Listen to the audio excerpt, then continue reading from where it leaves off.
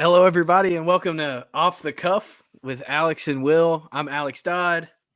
I'm Will Vandervort. And this is our first live broadcast. It's been a long time since I've done a live broadcast, and Will does weekly radio hits, so this is more old hat for him, but it's going to take me a while to get back in the swing of things, I think. First live broadcast for me, though, on Twitter. I've done YouTube live broadcast and Facebook live broadcast, but never Twitter. So this is a first for me. So I'm a rookie there. So we're both kind of on the same on this platform, or do we call it X? I guess we call it X. Yeah, is it X? Is it X now? Yeah, it's X. It's not Twitter. It's X. Are we zeeting on X right now? I think that's what we're doing. So anyway, welcome though to everybody. Though we appreciate everybody joining us, and we hope you enjoyed this. As the show's called Off the Cuff for a reason, because we're going to be off the cuff with things. Some things are going to, we're going to try to stay on topic. Mostly going to talk college and NFL football on here. Obviously, as different seasons change, we'll talk Major League Baseball. We'll talk football as well. The NBA basketball as well. But we'll talk a lot of different things. But we're going to primarily, because we're both football fans, we're always going to be hitting football at some point, talking about it. Today it's going to be mostly all heavy football.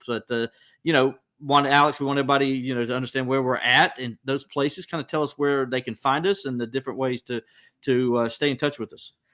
Yeah, so we've already got social media channels made. We haven't really promoted anything or pushed anything yet, but it's Off the Cuff SN on Instagram, on Twitter.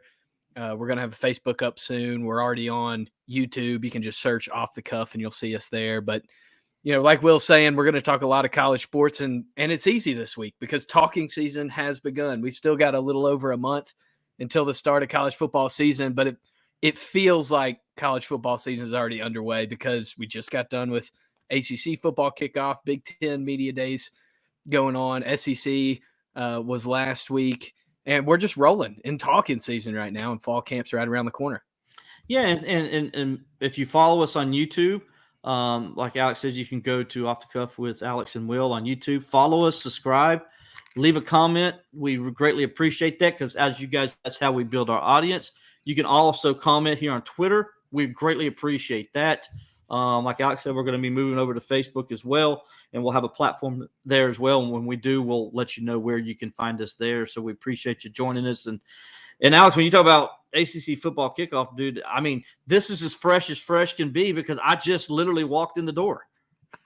Yeah, I mean, we were planning on maybe broadcasting a little bit earlier today, but we all know how that goes when you have to drive 2 hours from Charlotte back to Seneca. So yeah, Will made the long trip today.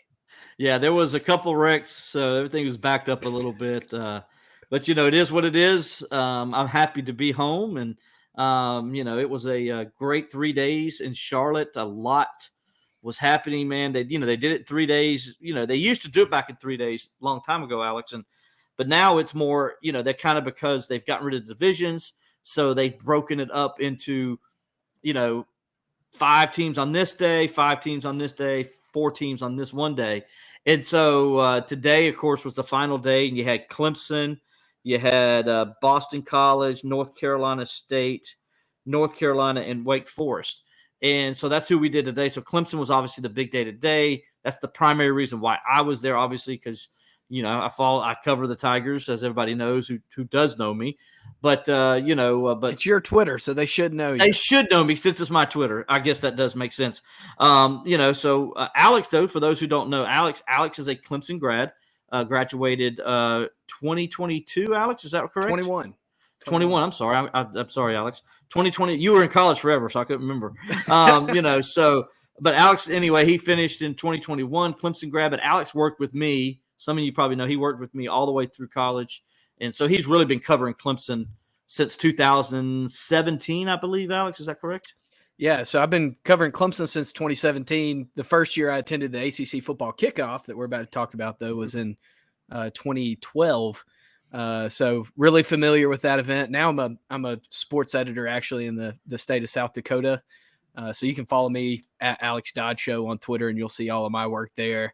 Mostly prep sports, also some Division II action, but I like to keep a foot in the college football world. Obviously, I watch a lot of games and haven't been familiar with covering Clemson I still keep tabs on Will's work and everything that's going on there. So let's just jump right into it and talk about the ACC football kickoff. I guess, first of all, Will, let's go with what's freshest for you today. What were your biggest takeaways from the final day of the ACC football kickoff? And what were you kind of thinking about as you were in the car driving that 2.5 hour trek from Charlotte to Seneca?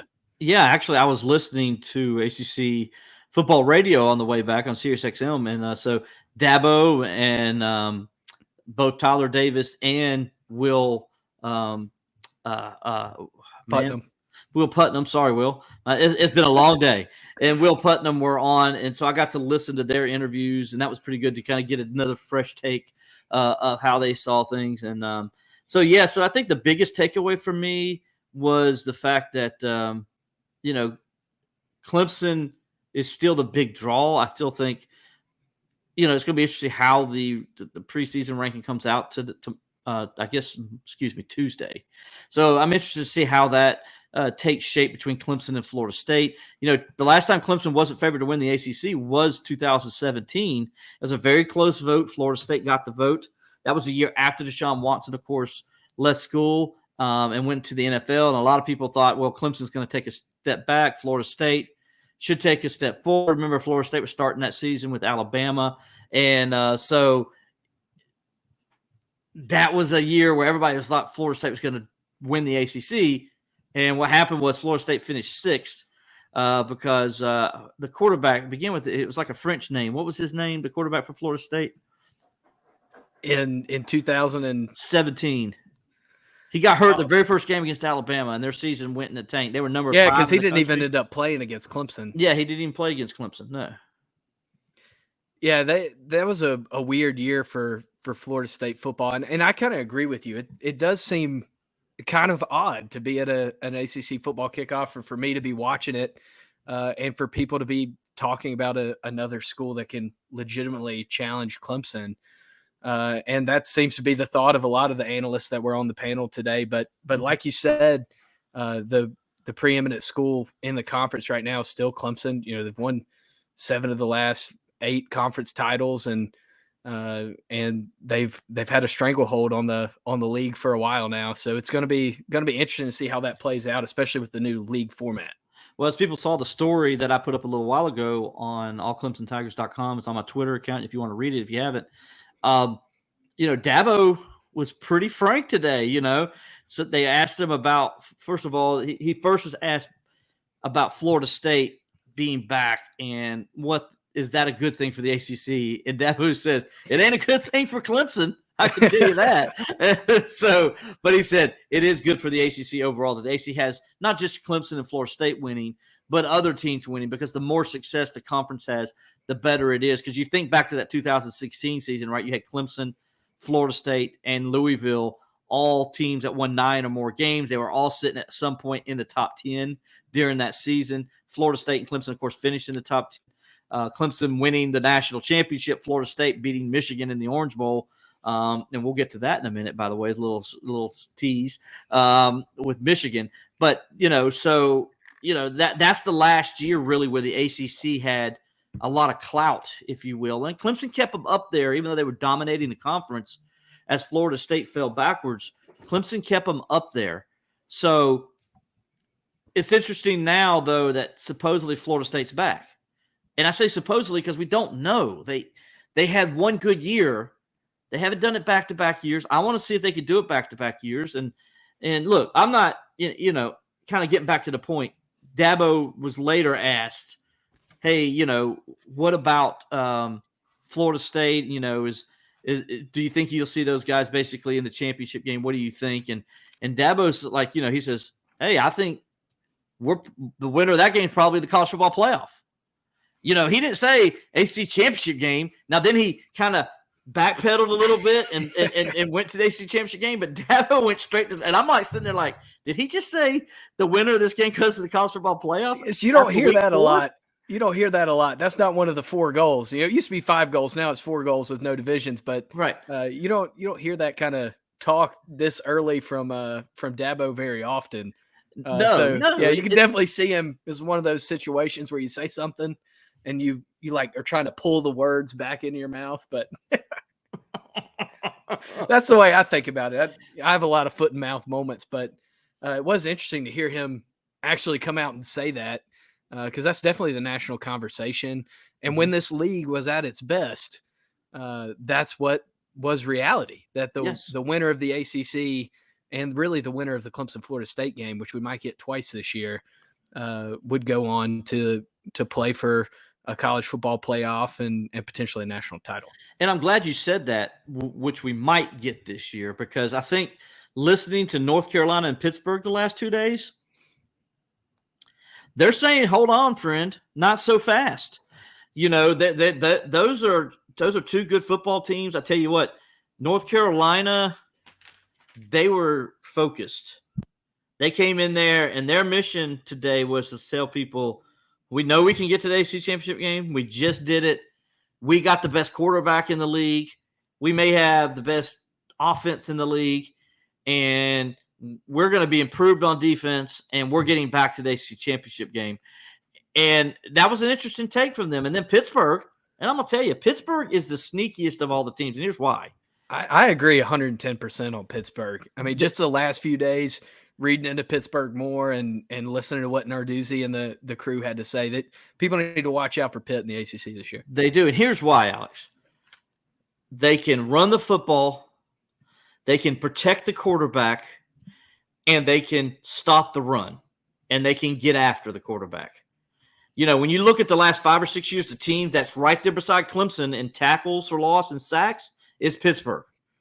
When you look at who the best team is at running the football, with the exception of the one Kenny Pickett year, which they didn't run it bad then, it's been Pittsburgh, right? And so now they got – everybody's like, well, I don't know what Phil Dracovich's going to do. Listen, he's got an offensive line that's – he's not going to get touched much.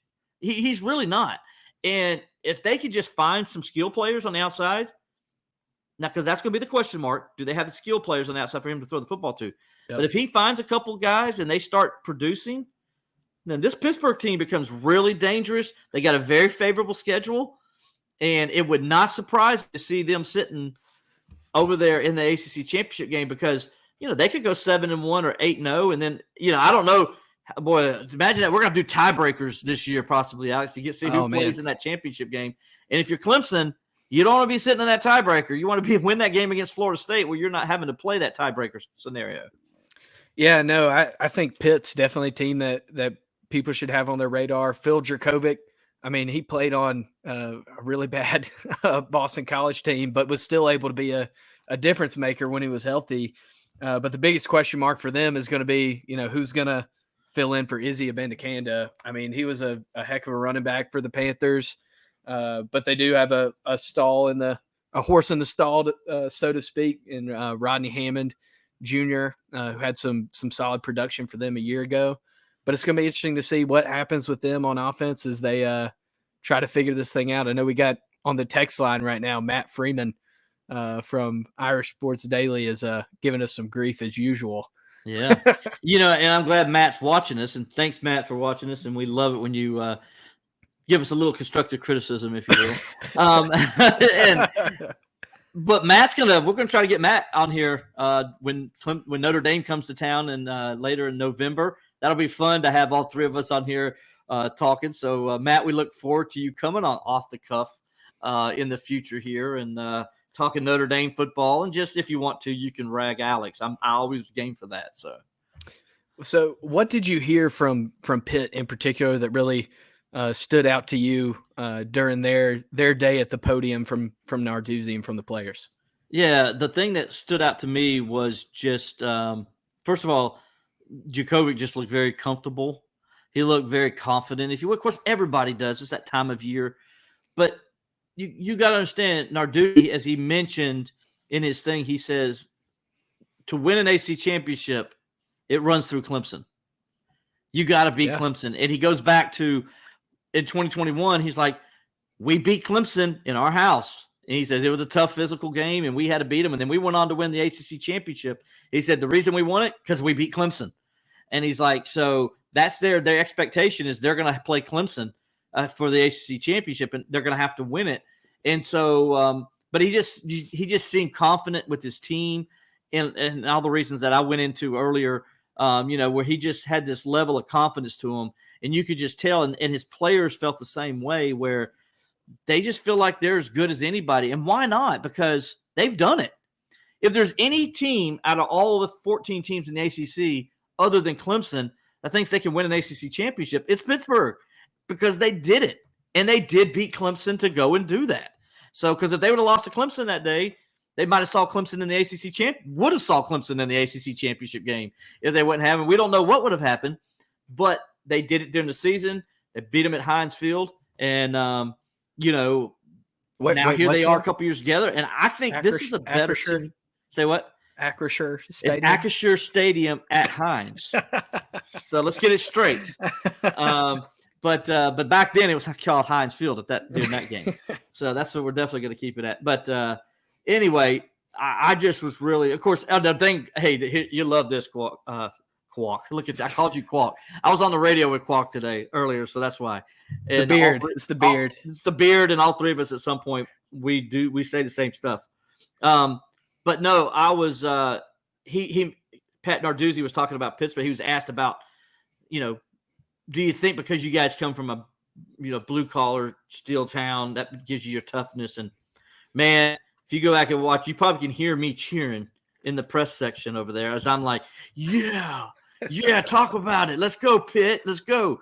Because, Pittsburgh, it's all about the toughness and everything of that town, and Pitt and Narduzzi is a perfect fit for everything Pittsburgh, right? And so I was a little excited about it there as the whole, Pittsburghian came out in me, if you will, being from the Burg. Yeah, and then, just kind of looking ahead at Pitt's schedule, they've got North Carolina on September 23rd, so that'll be a great early matchup in the ACC, and then they've got Florida State on November 4th after they play at Matt's hometown at Notre Dame.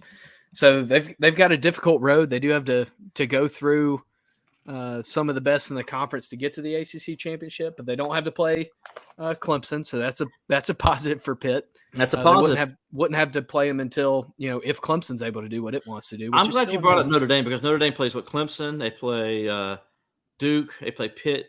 I think they play Wake Forest. I'm not sure. I have to look at Notre Dame's schedule. They play their 5 games. Notre Dame may have the most difficult schedule in the ACC. They open with Georgia Tech, right, in Ireland, which is going to be difficult at all. Who's Notre Dame playing in Ireland? I mean, hell, maybe I'm thinking last year. I'm sorry, Matt. I'm not up on my Notre Dame. But I am up with this. Jim Phillips was asked about would Notre Dame maybe join the conference, was it? And he pretty much shot it down, man. He said that's not what they want to do.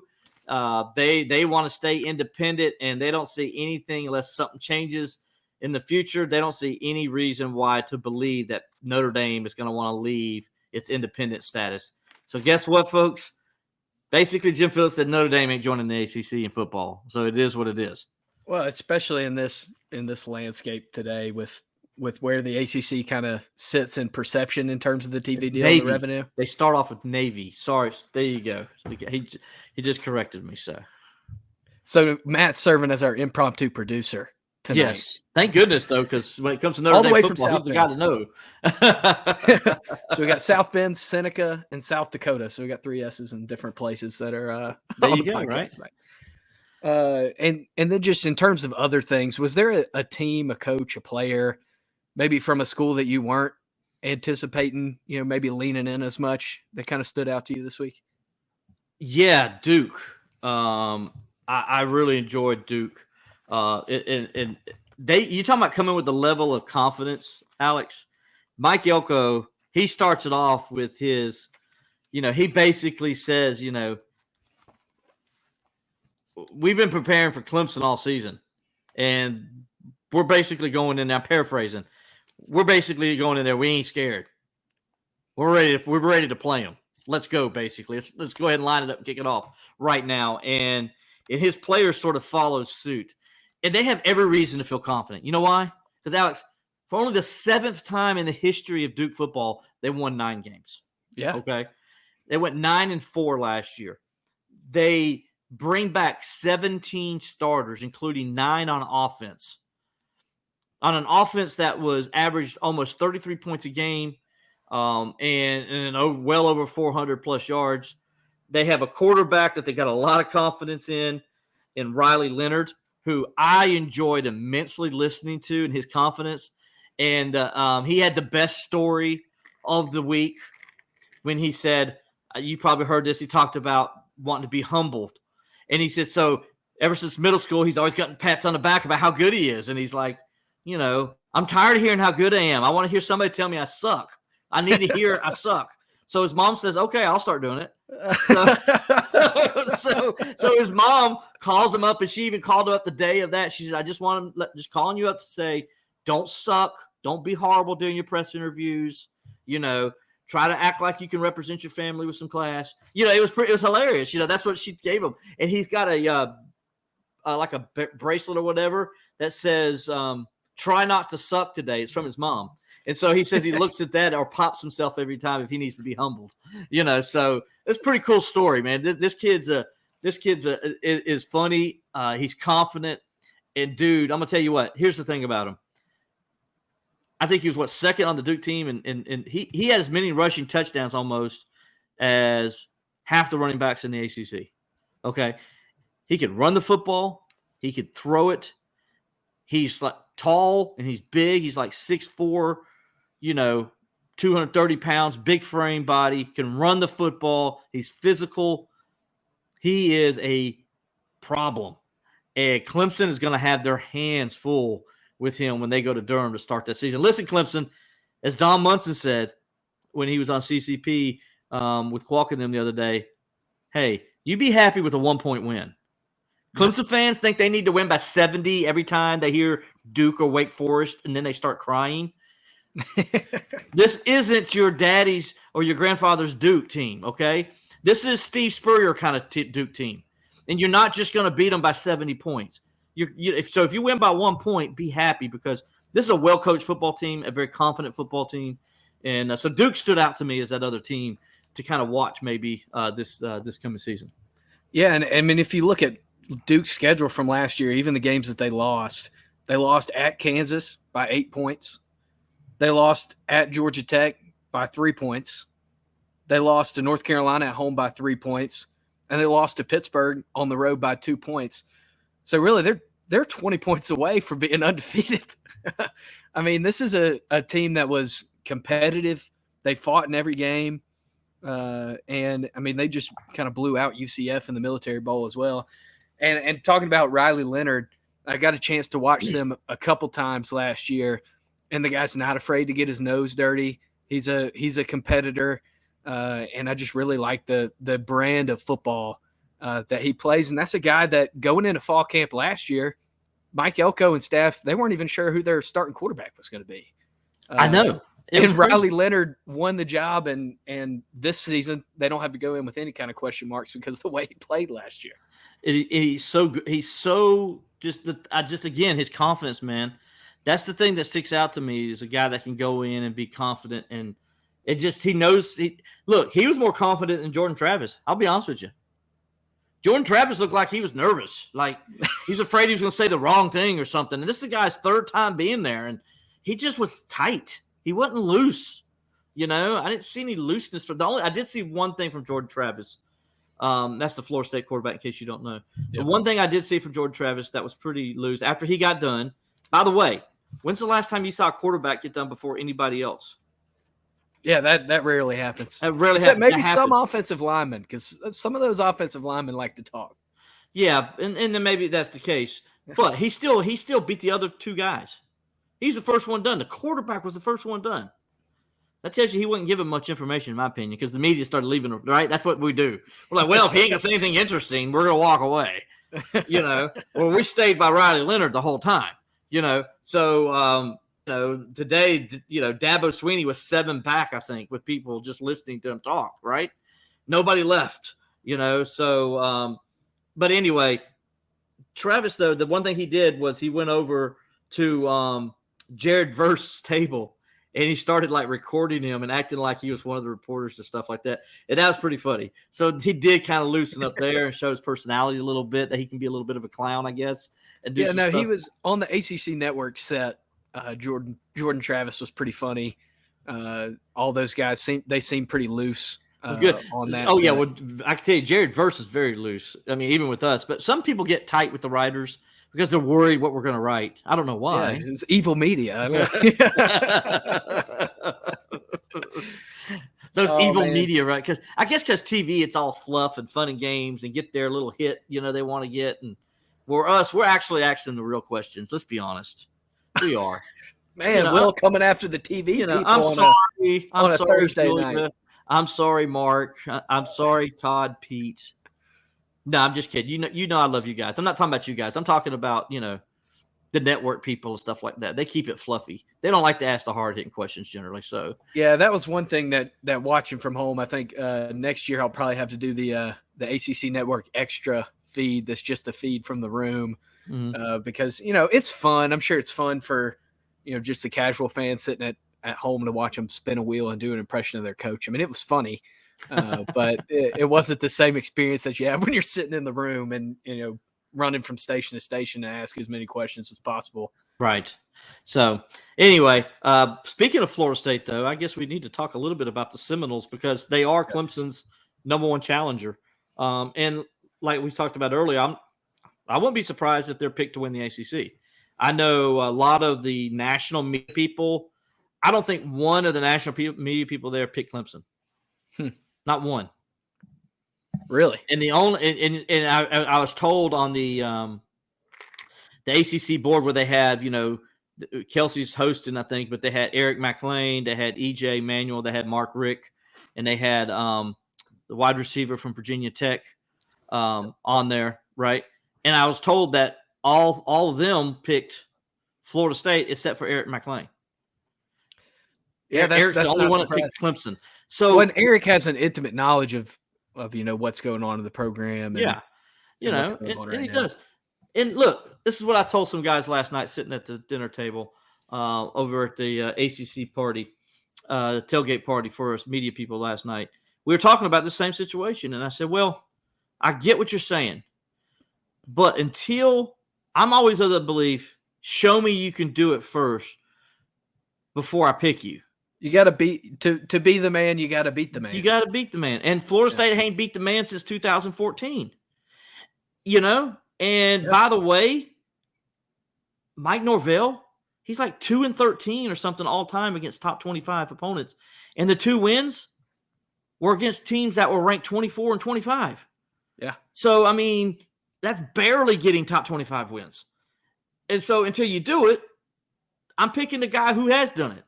And like I said earlier that night, Clemson has, under Dabo Swinney, they've went to 6 straight college football playoff appearances, the most consecutive appearances in the history of since they started the CFP. Clemson has been to 4 national championship games, won 2 of those national championship games.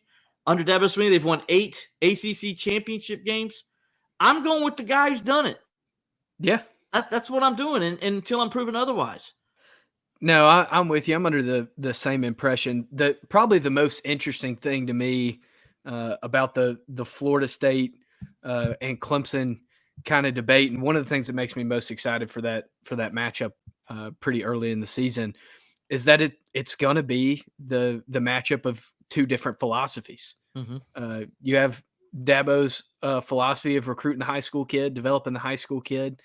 And Dabo, was very adamant all weekend that he's not against the transfer portal. He just hasn't needed to use it, right. Except for the quarterbacks that he's grabbed out of there to help kind of mentor in the room.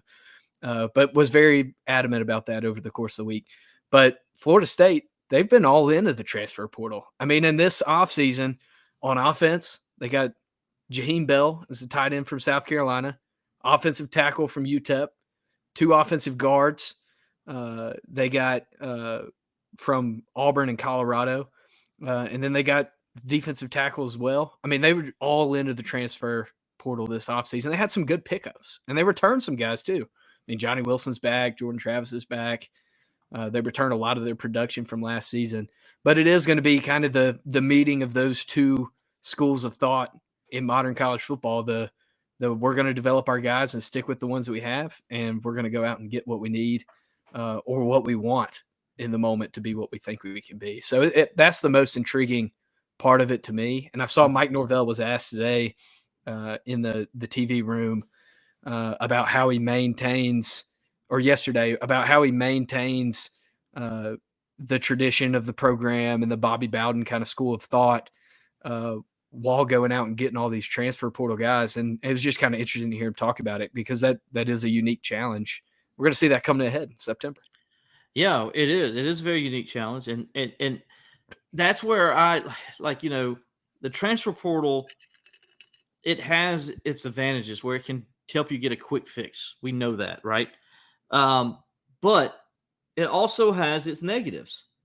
And its negatives we saw at Michigan State, where one year they had this great year and it was wonderful, and their coach got $10 million for doing nothing.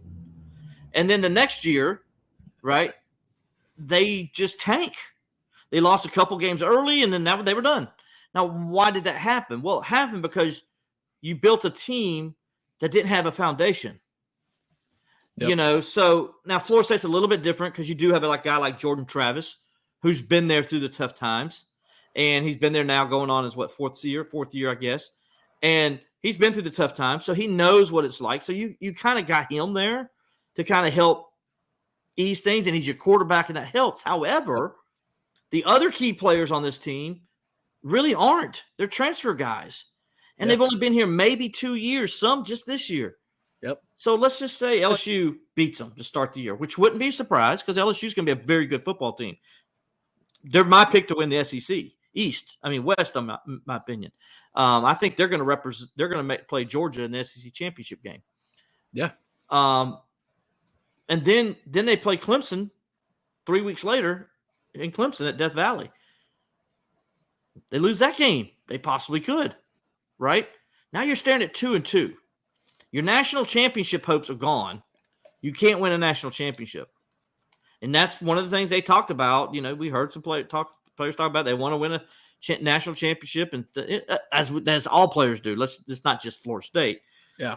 But Tyler Davis made it very clear. He made it very clear. He came back to Clemson was to win a national championship. Yeah. So, and that's cool. That's fine.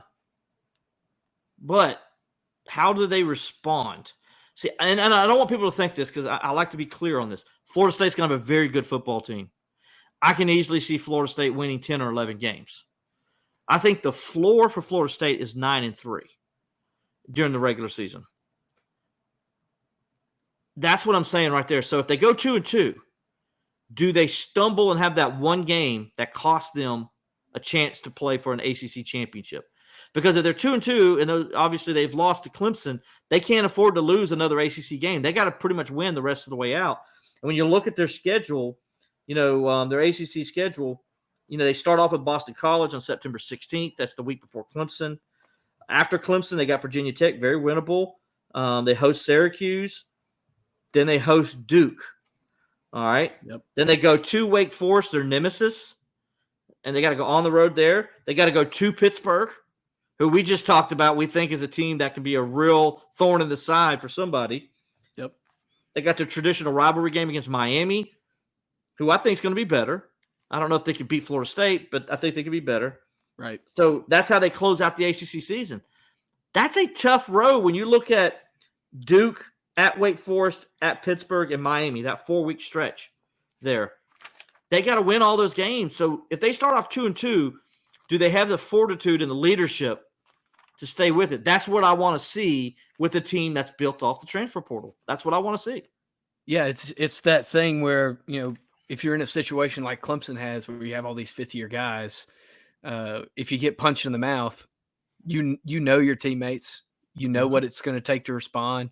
You've been through these things with them before.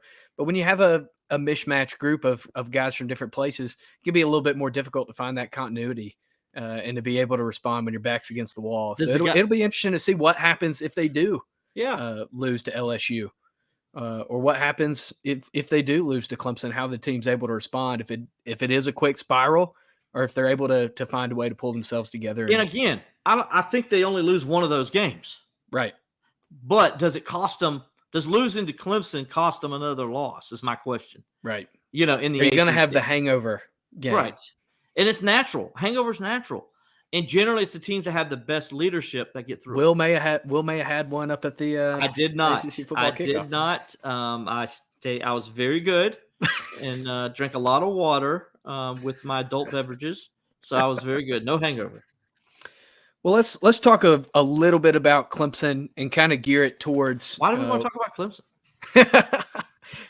Well, that's what the people want to see. If you're following Will on Twitter, you probably want to hear about Clemson. I know a little bit about Clemson, so let's go.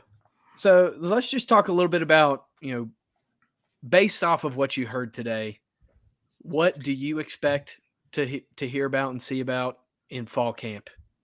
Yeah, and by the way, if people want to get a comment, ask me an Alex question, you can do that on Twitter, right underneath the broadcast there as you see it. So we'll see the comment there. So please leave it underneath the tweet there, and we'll in Twitter, and we'll get it. Can't right now with StreamYard, you can't leave comments from Twitter, but like you can the other platforms. But we will be able to get them off Twitter. So please let us know what you're thinking. Any questions you want to ask either one of us, we'll be happy to help you out with that. I'm sorry, Alex, say that again. What was that question you had for me? Yeah, no, just talking about Clemson based off of what you heard today and what you heard at the Clemson football media day last week. What do you expect to hear about and see from the Tigers as they move into fall camp? Yeah, so I think now this is the final week, final couple days of workouts here, and they'll take a couple days off, and then they'll get in, and it'll be they'll get to go home, relax a little bit, get a little break before it really gets tough. I was listening to Will Putnam and Tyler Davis today on the way home, and so Will Putnam was talking about that very question. He was asked, "How tough is camp?" And he says, "Man, that first year, you think you're going to die." He's like, it just seems like it's forever, and it's just I felt like I was going to die just waiting at Jervy Meadows for interviews to start. I mean, I can't imagine what it would be like to actually be in pads and running around as opposed to just standing there in the heat. Yeah, and so it was pretty funny because he talked about how hard it was that first year, but then he's like, the second year it kind of gets easier, and the third year kind of gets easier. And he says it's not that it is. He says the fact of it is we just kind of know what to expect, and you know how hard you have to work in camp to get through it. So you're mentally prepared to get through it. So it's not as hard, even though technically it is, if that makes sense. And so, Alex, it's going to be like mid to upper 90s during camp. Dabo's always joked around the last couple of years because they've started camp with 85 degrees and overcast skies. I think he's going to get what he wants this time, which is going to be the sun beating down 97 degrees. If you throw a match on the grass, it catches fire because it's so hot and dry. I mean, it's I'm going to tell you, it was 102 degrees in the upstate today. That tells you how hot it was. 102 degrees. So, I think going into camp, one thing they need to do is just make sure they're prepared mentally for how hot it's going to be. And then I think the main thing for Clemson is just to stay healthy, man. They've gone into camp with guys banged up, injured, out for the year, and then in camp it's just snowballed. And they've lost. They've lost the last couple of years. They've lost 2 or 3 guys before they even got out of camp. So I think for Clemson, just as minimum as you can, injuries are going to happen. We know that, but just try to minimize those injuries as best you can, so you can get into the season with the full deck of cards. So that's always. I hate camp because that's always the thing you worry about. That's where most of these injuries happen. And it's been the bugaboo for the Tigers the last 2 years when they haven't been able to reach the level that they wanted to. And Eric McLean on the ACC network today was talking about that and how, during his time at Clemson and during that college football playoff run, injuries, I mean, compared to the rest of college football, or especially compared to the way it's been the last 2 seasons or the last 3 seasons, 2.5 seasons for Clemson, they didn't really have any. They didn't have major injuries that they were dealing with as opposed to the last 2 years when the attrition list at Clemson is like a Walgreens receipt. It's like this long and it seems like it never stops. So it's going to be interesting to see if they can stay healthy. It is, and I look at this season, and I know we're not previewing them, but offensively, I want to see what this team looks like, now that they've had a whole summer to kind of run and get used to Riley Skinner's system and what he wants to do. Right? Did I say Riley Skinner? Yes, you did. Garrett Riley. Sorry. I was about to say, did some other big news come out of the kickoff this week? Can you tell? It's been a long week for me. Apologize for that. And we're going late into the night here too. So yeah. So it's 10:19 here on the East Coast. Garrett Riley. I'm interested to see what Garrett Riley looks like. I mean, his offense looks like with the guys. Because they've had a whole summer now to work on it. And by the way, Cade Klubnik, man, talk about somebody who's high on Adam Randall. Today, man, he was just like, dude, you guys just wait. Adam Randall's going to be the boss, man. He's going to be the boss, and he's going to do some things for those people who don't know. So it's going to be interesting to see what he does and how good this offense looks with those guys if they're healthy and they, so that's the number one thing I'm interested in. And then on the defensive side, Alex, I want to see how they handle their lack of depth at the defensive end and linebacker positions. Their starters are great, but I don't know anything much about those guys behind them. And so I'm interested to see who's fitting in what holes and pieces. And, obviously they're going to have to try to lean on some of those freshman linebackers this year now that TJ Dudley's been dismissed from the team. Yeah, I was thinking about Adam Randall too. Last season coming into the year, I feel like everybody was talking about Adam Randall too before he got injured, and it really, really held things up in terms of his development in year one.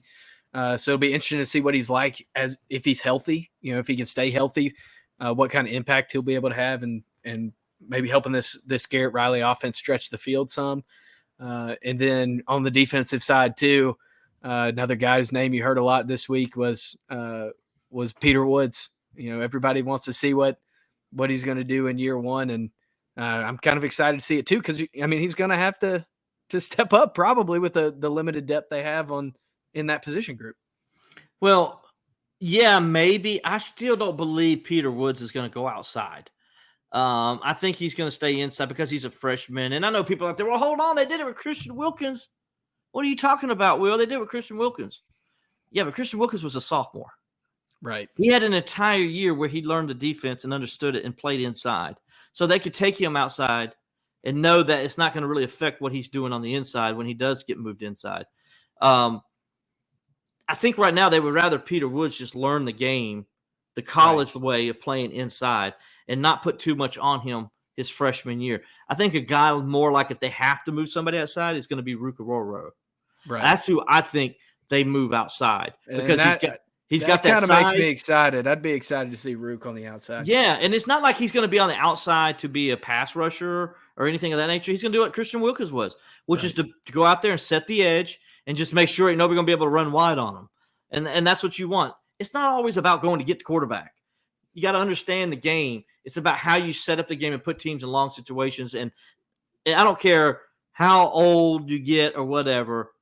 The way you win football games is you stop the run and you run the football. It's as simple as that. As I do. We're getting the old man's coming out now. Yeah, but it really is. It's a simple game. Is. It is. And people want to get so complicated. Well, you need to throw for 5,000 yards. And that's all great. Everybody likes touchdowns. Yay, touchdowns. But it's won in the trenches. Yeah, that's where the game is won and lost. And so that's why it's important to get a guy like Rook. You move him outside because he can help set the edge and keep that defense, letting those linebackers flow to the running backs. Yeah, without the run game, you're not even able to do those things that you want to do and stretching the field. Yeah. By the way, I know we're told off the cuff here, so I'm gonna go a little off the cuff. Come on. Here's my thing, man, and I got a problem. I'm the older guy, obviously. You watch soccer, and everybody loves soccer. I get it, especially the young people. I get it. It's fine. Everybody loves soccer, and I ain't got no problem with that. The game's a 1-0. And everybody's like, oh, my gosh, it's the best soccer game ever. Oh, my gosh, 1-0. Yet, let's switch it over to the more classic games. Well, I should say classic. Soccer is the oldest game in the world. Well, let's switch it over to a classic American games, if we will. Baseball. If there's a 1-0 baseball game, people are out. They're going crazy. Oh, my gosh, what a boring game. Except me and Will. Except for me us, and Will. of course. We love 1-0 pitcher duels, and then if it's a football game and it's 17-14, everybody's like, well, that was an ugly football game. That was boring. And I'm like, I don't get it. You watch a boring soccer game that's 1-0, that only one goal is scored, and everybody's like, oh my gosh, what a great game that was. And it was, don't get me wrong. I would think it's a great game too. But I'm pretty consistent. 1-0 soccer, 1-0 baseball, 3-0 in football, I think are all great games. But not everybody feels that way with me. Everybody, they look the other way, and they're like, we need to speed up the game of baseball. We need to make every single rule for the offense so we can score 900,000 points. We can have 50 touchdowns in one game. And I'm like, what? But then you go over and you're like, oh my gosh, that was the greatest soccer game ever. It was 1-0. They won in penalty kicks. And I'm like, I don't understand you people. I really don't. Yeah, no, I'm the same way. If the football game doesn't have defense in it, it's not a good football game. 73-70, that's not my cup of tea. I want to see a good smash mouth football game with good defense and a solid run game and all those things. Let's briefly here just go ahead and talk about these other news and notes. Okay. Pretty big ones from around the country this week. Pretty big. Yeah. First and foremost, we'll go with the most recent. Obviously, if you haven't heard, which I imagine you already have, the Colorado Board of Regents voted unanimously today for the Buffs to move over from the Pac-12 to the Big 12 at the end of this academic year, which is when the Pac-12's TV deal expires. This obviously has a lot to do with the Pac-12's inability to finalize a TV deal ahead of the end of that term, but it also geographically makes sense for Colorado to be in that conference. What was kind of your reaction when you saw the news break that this was probably going to be a thing, and then this is going to be a thing, and then this, now it is a thing that Colorado is the Big 12? Well, now we know why Deion Sanders had his surgery last week. I mean, terrible. That was my reaction. I was like, now we know. I mean, everybody's like, that was a weird time to do the surgery, but now we know. That's why he did it, because they had this news. And let's be honest, guys, if a question came about leaving, don't you think Deion Sanders would have spilled the beans? Yes, he would have. Yes, he would have. And the president and the AD said, under no circumstances do you talk to the media for the next 2 weeks until we figure this thing out. As a matter of fact, how about you go have your surgery? Oh, man. Let's just eliminate that right now. Our other big reaction that we both had to this, and we figured that out when we were talking on the phone today, is, when UCLA and USC decided to jump to the Big Ten, and Oklahoma and Texas had decided to move over to the SEC, kind of our reaction of which conference would be the one that was going to be able to survive those moves. I think we both kind of thought that, the Pac-12 had the better chance of surviving that 2 years ago. Yeah. Yeah, but then with the moves that the Big 12 has made, I mean, they made a big move to add BYU. I know a lot of people probably don't think of that as a big brand move, and Central Florida, but BYU is a big move for TV dollars. There are a lot of people that care a lot about BYU that are in that school of thought, and then this thanks for Colorado, the Dancing Cougar. Yeah, and the Dancing Cougar. Who doesn't love that? Yeah, who doesn't? And then this Colorado move's big too. So it looks like the Pac-12 may be in a worse situation now than the ACC feels like it's in. Well, yeah, I think the Pac-12 is in dire straits right now. They really are. And there's a reason you have your media days on a Saturday. Nobody's paying attention. Nobody's paying attention. So it kind of tells you a lot of things there, right? So very interesting there. I don't know, the Pac-12's, been around forever, it seems like, right? I mean, at least, they're the Pac-8, then the Pac-10, and then the Pac-12 ultimately. And it seems like they've always found a way to survive every time there's been, teams moving around, if you will. Yeah. But this time they're not. It doesn't look like they're going to. They can't find – there's nobody over there that says, oh, man, that would be a big TV dollar team to have. There's nobody. Yeah. And now I'm telling you, man, Washington and Oregon, they're getting antsy. Yeah. And I wouldn't be surprised to see somebody hop over to the Big Ten soon from I think side of that conference. I think we could see something happen, and it could be done, man. It really could be. Yeah, so it'll be interesting to see what happens over even the next few weeks with that, or if we're going to have to wait until ACC football kickoff next year for more conference realignment news to break. Because it seems when it always happens. But some interesting stuff out of the Pac-12 and Big 12 today. And then the other big news this week, Yahoo reported that Jim Harbaugh, and this was on Tuesday, they reported that Jim Harbaugh will likely face a 4-game suspension this fall due to NCAA rules violations. Essentially, there were 4 violations, one of which was buying a burger for some recruits at a local burger joint that the NCAA came after Michigan about. Tennessee can give away bags of money, but you can't give a kid a hamburger. Yeah, that's the joke about this, right? Burgergate. He should have, instead of giving them bags with actual burgers in it, he should have replaced the burgers with cash, and he'd been fine. Absolutely. He would have been fine. He would have got a slap on the wrist and been happy. But this could translate essentially to a slap on the wrist if you look at Michigan's schedule and who they play in the first 4 weeks. But it is interesting that the NCAA came so hard after a school like Michigan, especially considering the NCAA's profile right now is probably, I don't know if maybe it was the best move as these autonomous 5 schools get farther and farther away from the NCAA. So we'll see. I mean, there could potentially be some repercussions for the NCAA from a move like this. Maybe because if it was more consistent, probably wouldn't be. Right. But I think when you look at the Tennessee situation and saw how, by the way, Jeremy Pruitt, speaking of Tennessee, saw he's a PE teacher now. So, hey, there you go. There you go. Might be coaching your high school football team. So this is a guy. Money making opportunity, kids. Hey, if you're in high school, man, you're going, hey, coach, can you buy me some McDonald's? I mean, So anyway, but yeah, you're right. There could be something that comes from this. I know the people at Michigan aren't happy, and they shouldn't be. I mean, I'm not saying that Jim Harbaugh didn't do anything wrong, because from reading the allegations that we were going through earlier, he definitely did some things that make you scratch your head. It's more than just the cheeseburgers. Okay, so it's more the lying to the NCAA. It's more the lying to the NCAA.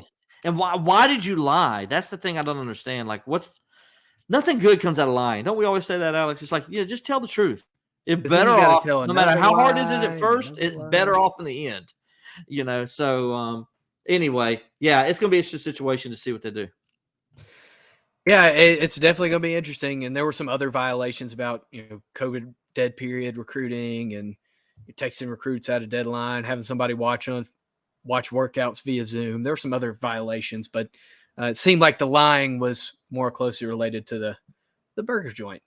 And that brings up our last segment of the show. And this is going to be a recurring segment that we will have a name for. And it's going to be a good name, I promise. But we have Kayla Abercrombie. She is a student at Clemson right now. She works for Will and was at the ACC Kickoff this week. Her first ever appearance at the event. So, Kayla, we're glad to have you on the program. Yeah, it's a pleasure being here. Thank you guys for having me. So, Kayla, I got to ask, you've had a few hours since you settled in. I'm sure you took one of your classic naps. And I'm hoping you'd wake up in time for the show. That was the big concern. I did actually sleep for 2 hours when I got home. So there we go. So I know you well already. So just curious, like, what's your thoughts though, were now that you've wrapped up your first time covering the ACC Media Days, and what was that experience like for you? Honestly, I have no words for how cool of an experience that was. Just walking in and seeing, first of all, how the Westin was decorated really took me by surprise, and like how nice it was in there. The fake fields, like the little turf they had going on, and like all the helmets, uniforms, that was really cool to begin with. And then just to see like the amount of media personnel there was really cool. It was just really a cool experience. Then I got to see the behind the scenes of like, the ACC Network show that they were doing there, getting to see all the players and coaches like doing in their interviews and everything, and just have them walking around interacting with people. It was really cool, and definitely excited for more to come. Yeah, I guess kind of along those same lines, at what point during the event did you feel like, all right, now I've shaken off all the rust and I'm ready to work. At what point during the weekend was that for you? Honestly, maybe towards the end of the first day. Definitely the first two teams that went up on stage and I had to go in the breakout room and kind of do my thing with social media for Will. I was a little nervous and kind of not sure what to do, just getting my bearings. But by the end of the day, it was kind of teams that I was like, okay, this is cool, this is comfortable, I'm good with this. But then again, I don't know, like each day I got those same butterflies. And by the second day, I like conducted my own mini interview with Eric McLean, and that was really cool. That was my first ever, Will kind of threw me to the birds with that one. So he tends to do that. Put your feet to the fire. no, he was just like, he walked up to him and he was like, hey, I want you to meet Kayla. And like, she's working for me. And he just kind of looked at us and I was like, Kayla Abercrombie, nice to meet you. And then he was like, all right, well, ask him your questions. I was like, I didn't prepare any, and so I just had my phone out and I was like, so like, and I just spewed, but it was great. And then today in the breakout rooms, I was asking some questions to the players, and that was really cool. So definitely by like the end of day one, middle of day two, I kind of felt like I knew what I was doing. But then again, like each time it took, like I was kind of up on stage asking my questions, I was like, got the rush again. You know what I mean? Alex, you know this because you were one of my student workers as well back in the day, and so my rule is 1 year you don't ask questions, right? Because I want you to listen, I want you to pay attention, I want you to learn. Even though I had asked questions the subsequent 8 years that I have been at the event. event. But I want you to learn how to ask questions. I want you to pay attention to what the professionals do and how they do it, and so that's big. And so Kayla's 1 year. She's been with me 1 year now, and so it's like, okay, it's time to take the training wheels off. Yeah. It's time to see what she can do and how she's learned. So yeah, I threw her. I didn't want if I told her, hey, you're going to interview Eric McLean, she would have said, oh my gosh, I got to get this questions. I got to do this. Yep. So it's better to just do it and to just get it out there. And I know Eric's so good and so easy to interview that, it would just be natural for her to talk to him. It'll be just like having a regular conversation. And Eric's great. And Eric, if you're watching this, we appreciate you, buddy. You're always a friend of ours, and maybe we'll get you on the podcast one day. You can join us, and we can do some stuff off the cuff, if you will. So, but anyway, Kayla, you did a great job. You did all weekend. She did 3 stories. You can go to allclipsandtigers.com and check those stories out. And she did a great job writing. She's got, I knew she had talent writing though. I mean, we've talked about this before. So, but the thing I liked about Kayla this weekend she got faster, and that's what I like. Hey, there you go. And an event like that is bound to happen. There's so much going on, and you've got your next thing in 5 minutes and 10 minutes, and you just kind of sit down and type all you can before you got to go to the next thing. But that's good to hear that you had a great time over there. Mm-hmm. Of your 3 stories that you wrote this week, was there one that you were kind of like, all right, this is my go-to? This one really stood out to me from the week? Honestly, for me personally, my favorite one was the one that I wrote yesterday with Jared Verse from FSU. Like I kind of, no direction with that one whatsoever. That was not to like say, oh, all was me, but I kind of, took the initiative on my own, and I went up to him and I just like kind of recorded and like heard for if he was mentioning Clemson at all. And it was just interesting to see like what they were saying or what he said, or for that matter, like what he didn't say in terms of like Clemson. He tried to beat around the bush with that, and like still without him giving me like explicit content, I still got a story out of it that I think was one of my favorites to read and write. So I feel like that was my favorite personally, if you want to go give it a read, or if you have. Yeah. And if just to kind of get teased a little bit, what she found out in what she was talking about was he was confident against LSU, but not so confident against Clemson. Really interesting set of quotes there. You got to go check it out. Yeah, it was definitely interesting. Like I was just kind of watching it all play out, and FSU, they were very confident going in, and he was talking, answering questions to the media. This is, in his exact words, he said, last year was a winning team, but this year's a dominant team. This is a team that I've never felt before, and I can speak for the rest of the guys. Like we've never felt like this before. As soon as someone mentions Clemson, he's like, well, we're not there yet. Mentions LSU, and it's like, oh no, we got this in the bag. And then later I saw on the ACC Network Instagram, again, he repeated and was like, LSU, we got that. I'm like, okay, that's interesting. So I was really happy to pull a story from that, like just kind of reading in between the lines, more or less what he did and didn't say, Yeah, that's good stuff. That's Will's classic line, find the story inside the story. So That's right. Absolutely. that's how you do it. Well, as we come up on an hour here, it's probably time for us to skedaddle. Thank you to everybody that is tuned into the program today. This is Off the Cuff. I'm Alex Dodd. That's Will Vandervort, and there's Kayla Abercrombie. I thought Will would maybe say his own name, but Well, you're closing it out, buddy. it's off the cuff. It's off the cuff. But thank you for watching. If you'd like to sponsor, send us an email. It's been running across the ticker the whole time. We'd love to get you in on the program, help promote your company or your brand. Follow us on social media at Off the Cuff SN. Like and subscribe on YouTube, and we'll get this up there as quickly as possible. Thanks for tuning in. Have a great Thursday night.